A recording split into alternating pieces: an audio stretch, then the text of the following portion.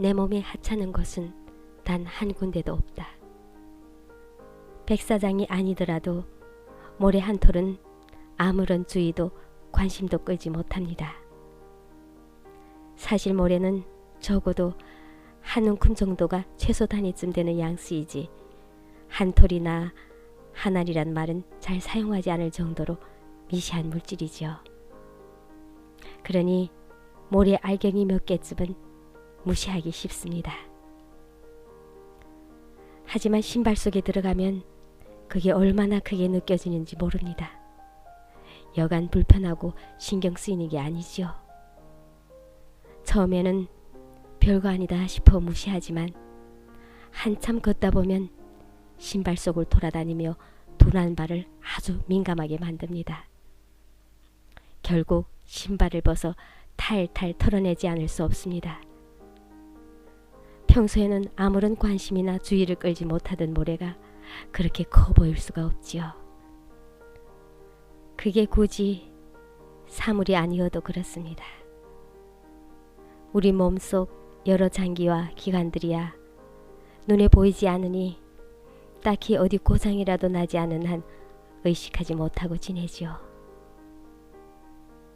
겉으로 드러난 몸도 가시 따위에 찔려 고통을 느끼기 전에는 잘 모릅니다. 그러니 온통 얼굴에만 신경을 썼겠지요. 우리 몸 가운데 발처럼 가장 고된 일을 하면서도 정작 업신여김 받는 것도 없는 듯 합니다. 하루 종일 무거운 제 몸 떠받치고 안전하게 옮겨주는 고역을 맡지만 별다른 애정을 받지 못합니다. 때로는 냄새난다며 구박을 당하기도 하지요. 그래도 군소리 없이 묵묵히 제 역할에 충실한 발이 얼마나 고마운지 잘 느끼지 못하는 게 안타깝습니다. 얼마 전 발가락 수술을 받았습니다. 처음 새끼 발가락 옆에 티눈처럼 각질이 형성될 때만 해도 별거 아니겠거니 무시했습니다. 심지어는 심심할 때 그 굳은 살을 떼어내는 즐거움을 누리기까지 했습니다. 어릴 때 상처의 딱지에 손대지 말라는 엄명을 들으면서도 결국에는 손이 가고 다시 피가 나는 것처럼 말이죠. 그 티눈은 없어지거나 줄어들기는커녕 자꾸만 커졌고 급기야는 신발을 신을 때마다 쓰리고 아팠습니다. 그래서 반대쪽 발에 힘을 싣고 다녀야 했고 점점 몸의 균형마저 어긋나 버렸습니다. 그 좋아하는 산책이나 등산을 할 때마다 새끼 발가락에 온 신경이 집중되어 여간 성가신 게 아니었습니다. 그런데도 별다른 대책을 마련하지 못했으니 저도 참 미혹한 인간이었지요. 처음에는 발이 넙대대해서 그런가 보다 여기고 볼이 넓은 신발을 골라 신었지만 결과는 별무 신통이었습니다. 미련하게도 그 상태로 여러 해를 지낸 거지요. 참다 못해 종합병원이 정형외과 과장인 동창을 찾아갔습니다. 친구는 제 발을 이리저리 살펴보더니 제 발등이 보통 사람들보다 높다며 문제의 그 굳은 살은 단순한 살같이 변형이 아니라 뼈가 밀린 탓이라고 진단하더군요. 결국 뼈를 깎아내는 것이 가장 근본적인 대책이라며 당장에 수술하자는 겁니다. 급결에 그대로 수술대에 오른 건 그만큼 발가락이 만들어내는 고통과 미련 없이 작별하고 싶었기 때문입니다. 물론 더 큰 힘은 친구에 대한 신뢰와 고마움이었죠. 제 몸에서 뼈를 깎아내기는 처음입니다. 뼈를 깎는 고통 운운하는 상투어를 가끔 사용하기는 했지만 말입니다. 수술대에 올랐을 때 그동안 무심하게 대했던 발가락에 미안했고 없는 시간 쪼개지도 못해서 퇴근 시간 이후로 일부러 스케줄을 만들어낸 친구가 고마웠습니다. 발 부위만 마취를 한 까닭에 정신은 말짱했고 수술실이 소음이 그대로 들렸습니다. 그냥 들리는 게 아니라 온통 그 소리뿐이었으니 듣지 않으려야 듣지 않을 수가 없었지요. 사실은 생각보다 수술은 오래 걸렸습니다. 하기야 살을 째고 뼈를 깎아내는 일이 어찌 간단하겠습니까? 그것도 딱 알맞게 정확한 만큼만 깎아내는 일은 목수가 대패질로 아키지는 것보다 더 힘든 일이겠죠. 마침내 수술이 끝났습니다. 고생한 친구에게 수고했다, 고맙다는 말을 대놓고 하기가 모호해서 고작 한다는 인사가 참 고약했습니다. 난 내가 이사인 줄 알았더니 목수였구나. 사람 좋은 그 친구의 대답도 걸작이었죠. 목수 겸 예술가지. 뼈를 갖고 노는.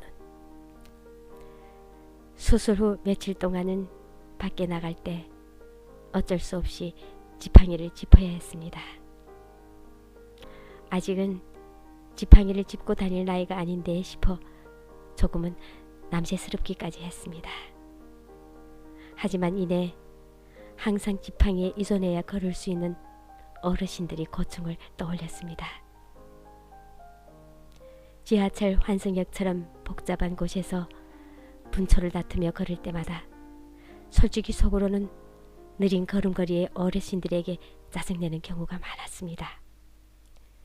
그런데 잠시나마 저 자신이 지팡이에 의존해야 하는 처지가 되고 보니 그게 얼마나 덜 돼먹은 생각이었는지 알겠더군요. 심지어 제 걸음이 불편한 것보다 다른 사람에게 거추장스러운 존재가 될지 모른다는 생각이 앞서기도 했습니다. 그만큼 우리가 무례하게 살고 있다는 방증이기도 하겠죠. 일주일쯤 지나 지팽이가 필요 없게 되자 얼마나 속이 시원한지 모르겠더군요. 그러면서 이내 지팽이에 대한 고마움도 사라졌고 어렵게 걷는 이들에 대한 안타까움도 사유였습니다. 무엇보다 예전 힘겨운 거 잘 참아가며 버텨준 새끼 발가락에 대한 고마움도 있었습니다. 참 간사하고 이기적이죠. 그저 어디가 탈이라도 나야 그제야 그 존재의 가치를 깨닫는 일을 늘 반복하며 삽니다. 목수 겸 예술가인 이사 친구가 공들여 수술해준 덕택에 이제는 자유롭게 걷습니다. 신발을 신을 때마다 은근한 두려움을 느끼던 일은 이제 아득한 옛날 이야기처럼 여겨집니다. 그래서 저는 일부러라도 스스로에게 경고합니다. 이전의 고통을 잊지 말라고. 아무리 사소한 것이라도 그것에 대한 관심과 애정을 가져야 한다고. 그 고마움을 잊어서는 안 된다고 말입니다. 신발을 신을 때마다 잠깐이나마 그렇게 스스로를 경계할 수 있으니 참 다행스러운 일입니다. 제 몸 어디 하나 허투루 여기거나 무관심할 곳은 없습니다. 그런데도 정작 고통을 느끼기 전에는 그 값을 무시하며 삽니다. 하물며 다른 사람, 다른 사물에 대해서는 말할 게 뭐가 있겠습니까? 조금이라도 깨우쳐서 더 사랑하고 아끼며 살기에도 모자란 시간이고 삶입니다. 작고 사소한 것일수록 세심하게 느끼고 보듬어야겠습니다. 산을 오르는데 마침 수술해진 친구에게서 전화가 왔습니다. 걸을만 하니? 목수 덕에 씩씩하게 등산하고 있다. 잘 다루고 살아. 이젠 부속품도 없는데. 여차하면 애프터 서비스 해줘야지. 빨빼마지 말고. 왜 끝내 예술가라는 말은 하지 못했는지 모르겠습니다.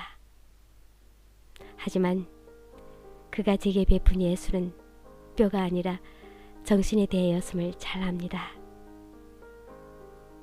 그가 깎아낸 작은 뼈는 저희 덜 깬 정신의 불수의건을 풀어내 무관심과 외면을 발상하게 했으니까요. 그 뼈가 저희 무딘 마음에 단단한 옹이로 박혀 늘 스스로 경계를 늦추지 않도록 해주었으니까요. 무엇 하나 하찮은 것이란 없음을 마음속에 잘 챙기고만 살아도 조금은 덜 어리석고 덜 부끄럽게 살 수 있을 것 같습니다. 잠깐 쉬는 사나리 바위 곁에 골바람이 시원하게 불어옵니다.